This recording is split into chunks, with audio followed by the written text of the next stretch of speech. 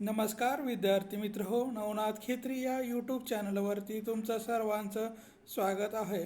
आज आपण ह्या व्हिडिओमध्ये बघणार आहोत मुंबई उच्च न्यायालय भरती 2026 प्रश्नपत्रिका क्रमांक 20 घेतलेली आहे। यामध्ये आपण सामान्य ज्ञानावर आधारित वस्तुनिष्ठ प्रश्न व त्याची उत्तर आपण घेतली आहेत। मित्र हो, अशाच नवनवीन व्हिडिओसाठी नवनाथ खेत्री या यूट्यूब चॅनलला सबस्क्राईब करा, लाईक करा, शेअर करा आणि कमेंट करायला विसरू नका। चला तर पहा, व्हिडिओला सुरुवात करू। चला बघा, पहिला प्रश्न बघा, महाराष्ट्रातील खालीलपैकी कोणते ऐतिहासिक स्थळ जागतिक वारसा स्थळाच्या यादीमध्ये समाविष्ट नाहीये? महाराष्ट्रातील खालीलपैकी कोणतं प्रसिद्ध ऐतिहासिक स्थळ युनेस्कोच्या जागतिक वारसा स्थळाच्या यादीमध्ये समाविष्ट नाहीये? तर याचं योग्य उत्तर आहे ड नंबर, गेटवे ऑफ इंडिया। हे युनेस्कोच्या जागतिक वारसा स्थळाच्या यादीमध्ये गेटवे ऑफ इंडियाचा समावेश आपल्याला नसलेला दिसून येतो। यानंतर त्याचं योग्य स्पष्टीकरण जर बघितलं तर गेट ऑफ इंडियाच्या हे याचं योग्य उत्तर आहे छत्रपती शिवाजी महाराज टर्मिनल, अजिंठा लेणी व अजिंठा आणि एलिफंटा लेणी या तीनही स्थळाचा युनेस्कोच्या जागतिक वारसा स्थळाच्या यादीमध्ये समावेश होतो। मात्र मुंबईतील गेट ऑफ इंडियाचा अद्याप मुख्य यादीमध्ये समावेश करण्यात आलेला नाही। म्हणजे गेट ऑफ इंडिया याचा युनेस्कोच्या जागतिक वारसा स्थळामध्ये समाविष्ट करण्यात आलेला नाही। त्यानंतर आहे, घरगुती वापरात असलेल्या LPGचे पूर्ण रूप काय आहे? तर घरगुती वापरासाठी असलेल्या LPGचे पूर्ण रूप काय आहे? तर याचं योग्य उत्तर आहे लिक्विडिफाय पेट्रोलियम गॅस। म्हणजेच लिक्विडिफाय पेट्रोलियम गॅस हे आपल्याला LPGचं पूर्ण रूप सांगता येईल।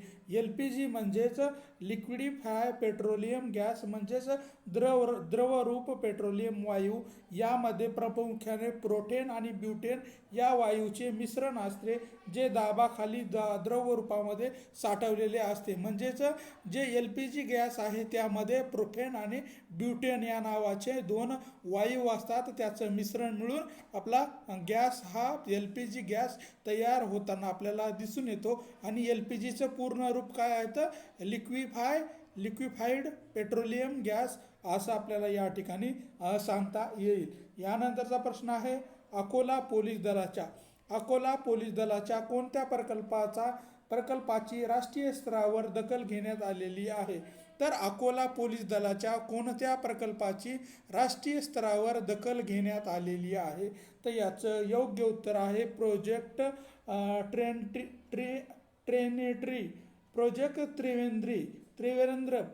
त्रिवेंद्र या अकोला येथे असणाऱ्या पोलीस दलाच्या प्रकल्पाची आपल्याला येथे दखल घेण्यात आलेली आहे, राष्ट्रीय दखल घेण्यात आलेली आहे। अकोला पोलीस दलाने राबवलेल्या प्रोजेक्ट त्रिनेंद्र या उपक्रमाची राष्ट्रीय स्तरावर दखल घेण्यात आलेली आहे। गुन्हेगारीवर नियंत्रण मिळविण्यासाठी CCTV कॅमेऱ्याच्या जाळे उभारण्यासाठी संबंधित महत्त्वाकांक्षी प्रकल्प असलेला आपल्याला दिसून येतो। म्हणजेच अकोला पोलीस दलाने प्रोजेक्ट त्रिनेंद्र हे आपल्याला जागतिक स्तरावर उपक्रम राबवलेला दिसून येतो। आणि या प्रोजेक्टचा उपयोग कशासाठी केला जातो? गुन्हेगारीवर नियंत्रण करण्यासाठी मोठ्या प्रमाणामध्ये CCTV कॅमेरे या शहरामध्ये बसवलेले आपल्याला दिसून येतात। यानंतरचा प्रश्न आहे, भारताची प्रमाण वेळ ग्रीनविच या येथील वेळेपेक्षा कितक्या वेळाने पुढे आहे?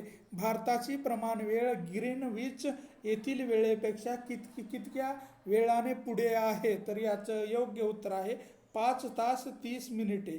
5 तास 30 मिनिटांना आपल्याला पुढे असलेली दिसून येते। म्हणजेच भारताची प्रमाण वेळ जी ही आहे ही ग्रीनविच या येथील वेळेपेक्षा 5 तास 30 मिनिटांनी आपल्याला जास्त असलेली दिसून येते। भारताच्या प्रमाण वेळेची वेळेचा जर विचार केला तर पूर्व रेखावर्तावरून आपल्याला निश्चित केली जाते. म्हणजे की भारताचा जो काय रेखावर्त आहे त्या पूर्व रेखावर्तावरून भारताच्या प्रमाण वेळ ही निश्चित केली जाते, जी ग्रीनविच मिशन टाईमपेक्षा 5 तास 30 मिनिटांनी आपल्याला पुढे असलेली दिसून येते.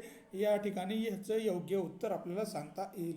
त्यानंतरचा प्रश्न आहे नुकताच स्टारलिंक सोबत महाराष्ट्राचा करार झाला, तर स्टारलिंक कंपनी खालीलपैकी कशाशी संबंधित आहे? तर नुकताच स्टारलिंक सोबत महाराष्ट्र सरकारचा आपल्याला शासनाचा करार झालेला दिसून येतो. तर ही स्टारलिंक कंपनी कशाशी संबंधित आहे? तर ही इंटरनेट आणि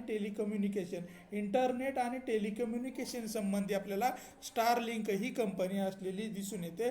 इंटरनेट आणि टेलिकम्युनिकेशनच्या संदर्भामध्ये ही कंपनी आहे. त्यानंतर आहे स्टारलिंक हा एलन मस्क यांना स्पेस एक्स कंपनीचा प्रकल्प असून तो उपग्रहाद्वारे जगभर हायस्पीड इंटरनेट सेवा पुरवतो होता. स्टारलिंक हा काय आहे? तर एलन मस्क यांचा स्पेस एक्स कंपनीचा प्रकल्प असून तो उपग्रहाद्वारे जगामध्ये हायस्पीड इंटरनेट सुविधा पुरवण्यासाठी स्टारलिंकने हे आपल्याला प्रोग्राम चालू केलेला या ठिकाणी सांगता येईल. त्यानंतर आहे मानवी रक्तातील ऑक्सिजन वहन करण्याचे मुख्य कारण घटकाद्वारे केले जाते.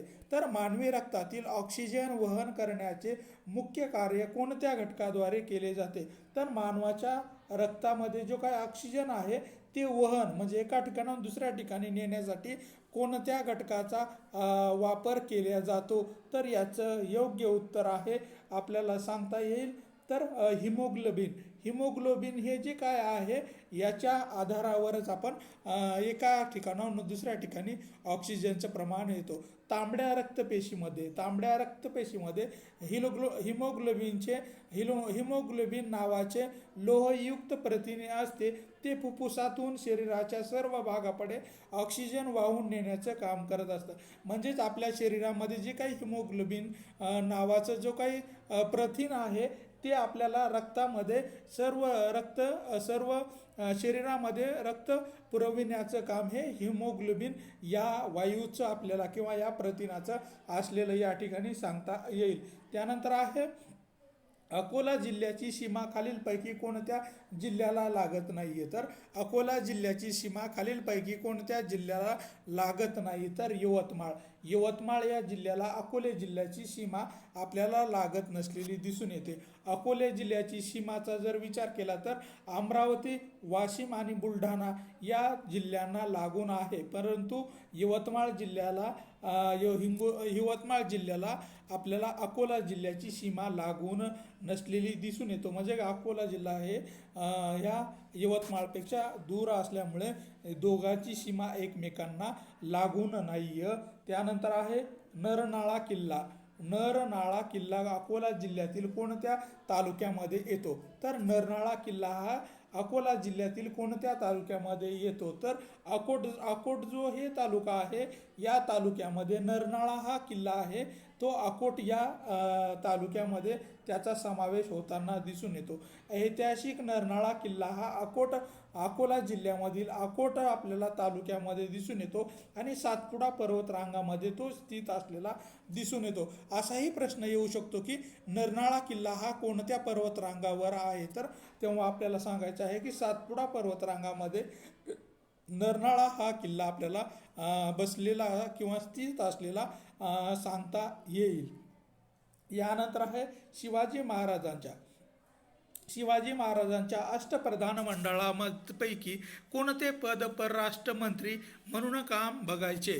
तर शिवाजी महाराजांच्या अष्टप्रधान मंडळामध्ये कोणतं पद हे परराष्ट्र मंत्री म्हणून काम बघायचे? तर पंत, सुमंत पंत सुमंत हे जे आहेत, हे व्यक्ती जे होते ते परराष्ट्र मंत्री म्हणून अष्टप्रधान मंडळामध्ये काम करण्याचं त्यांना संधी मिळालेली होती. अष्टप्रधान मंडळामध्ये सुमंत हे परराष्ट्र व्यवहार सांभाळायचे आणि इतर राज्याशी संबंध व कराराशी जबाबदारी त्यांच्याकडे सोपवण्यात आलेली होती. म्हणजेच शिवाजी महाराजांच्या काळामध्ये जो काही अष्टप्रधान मंडळ होतं त्यामध्ये परराष्ट्र मंत्री म्हणून पंत सुमंत यांच्यावरती जबाबदारी दिलेली होती आणि ही एक परराष्ट्र मंत्री म्हणून इतर राज्याशी त्यांचा कसा संबंध आहे किंवा इतर राज्याशी कोणता करार करायचा आहे हे काम आपल्याला पंत सुमंत यांच्याकडे देण्यात आलेलं होतं. त्यानंतर आहे ऑस्ट्रेलियन ओपन 2026.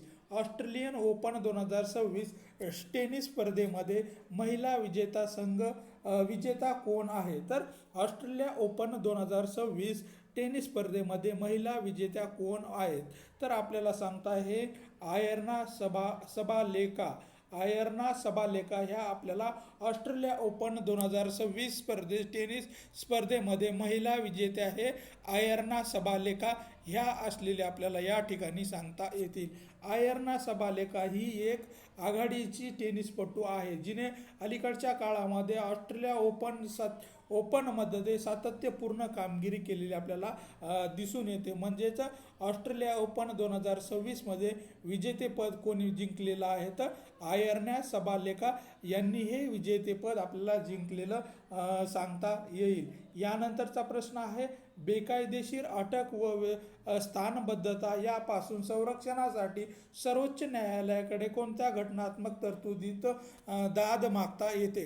बेकायदेशीर अटक करणे व स्थानबद्धता यापासून संरक्षण करण्यासाठी सर्वोच्च न्यायालयाकडे कोणत्या घटनात्मक तरतुदीनुसार दाद मागता येते? तर हॅबियस कॉर्पस या अंतर्गत सर्वोच्च न्यायालयाकडे आपल्याला घटनात्मक दाद मागण्याचं काम करता येत असतं. हॅबियस कॉर्पस म्हणजेच प्रत्यक्ष बंदी घातल्यानंतर या प्राधिलेखानुसार आपल्याला बेकायदेशीरपणे ताब्यात घेतल्यास व्यक्तीला न्यायालयासमोर हजर करण्याचा आदेश न्यायालय देऊ शकतो. म्हणजे एखाद्या व्यक्तीला जर बंद केलं तर किंवा अटक केलं तर त्याला आपल्याला लगेच न्यायालयासमोर हजर करण्याचे आदेश आपल्याला सर्वोच्च न्यायालयाने देण्यात आलेले आहेत. त्यानंतर आहे खालीलपैकी महाराष्ट्रातील प्रमुख नद्या आणि त्यांच्या भौगोलिक स्थानानुसार उत्तरेकडून दक्षिणेकडे क्रम लावायचा आहे. खाली दिलेल्या महाराष्ट्रातील प्रमुख नद्याचा आपल्याला त्याच्या भौगोलिक स्थानानुसार दक्षिण ते उत्तर असा आपल्याला अनुक्रम लावायचा आहे. तर या ठिकाणी आपण बघितलं तर भौगोलिकदृष्ट्या जर विचार केला तर आपल्याला 2 नंबरला तापी 1 नंबरला येते. त्यानंतर आहे गोदावरी 2 नंबरला आणि त्यानंतर आहे भीमा आणि नंतर सगळ्यात शेवटी 4 नंबर आहे कृष्णा. म्हणजेच भौगोलिक स्थानानुसार जर विचार केला तर तापी नदी महाराष्ट्राच्या उत्तर सीमेवर आहे.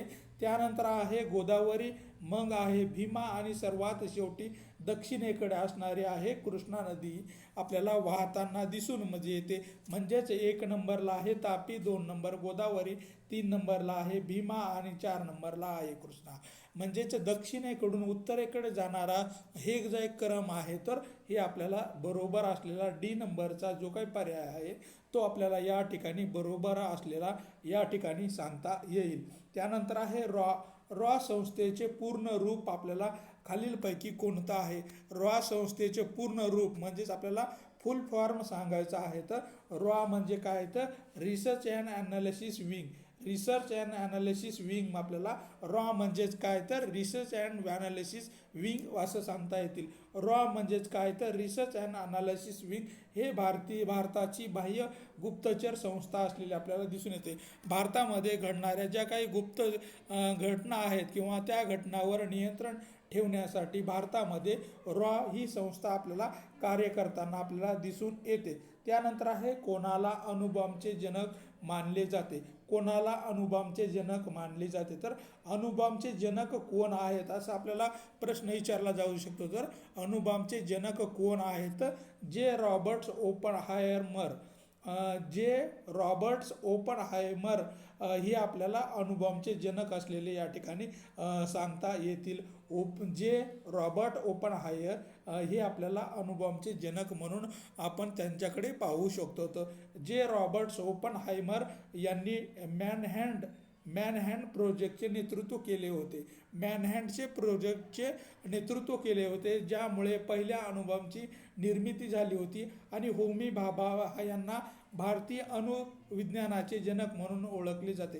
म्हणजे की होमी भाभा जे आहेत यांना भारतीय अणुविज्ञानाचे जनक म्हणून ओळखल्या जाते. पण अणुबॉम्बची निर्मिती करत असताना जे पहिल्यांदा जे नेतृत्व केलं होतं ते कोणी केलं होतं, तर रॉबर्ट ओपनहायमर यांनी या अणुबॉम्बचे पहिल्यांदा नेतृत्व केलं होतं. म्हणून त्यांच्याकडे अणुबॉम्बचे जनकत्व जाताना आपल्याला दिसून येते.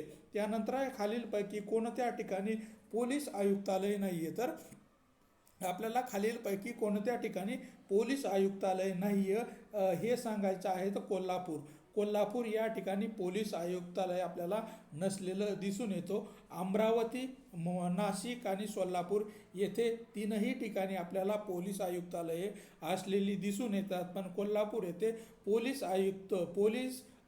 कोल्हापूर येथे पोलीस अधीक्षक कार्यालय आहे, आयुक्तालय नाही आहे. म्हणजेच SP कार्यालय आपल्याला कोल्हापूर या ठिकाणी आहे. या ठिकाणी आयुक्तालय आपल्याला या ठिकाणी नसलेलं दिसून येतो. यानंतरचा प्रश्न आहे